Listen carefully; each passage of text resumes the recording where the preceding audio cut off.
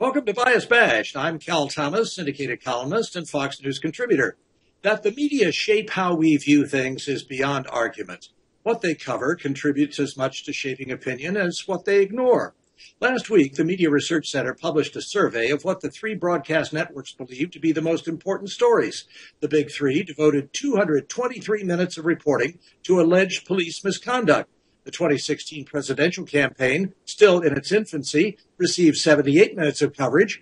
Coming in third was coverage of the terror threat posed by ISIS.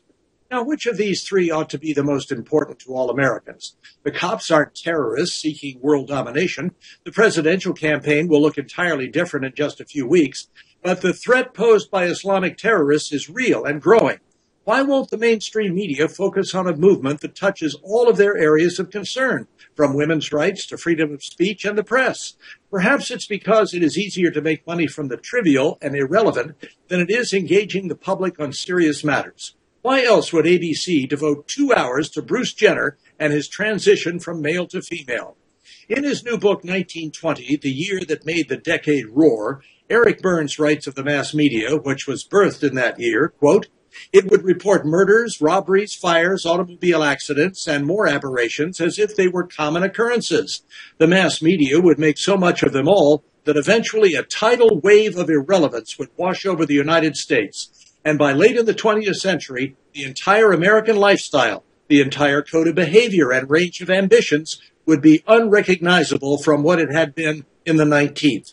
The result," Burns writes, quote, "the country would have achieved the unachievable, the dumbing down of its audiences as they sank into vapidity with gleeful abandon, as delighted with their plight as if they were riding the newest attraction in an amusement park.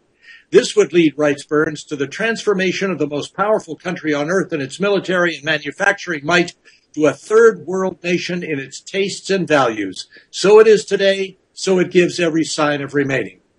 This is today's mass media, as responsible for the decline of America, more perhaps than any politician.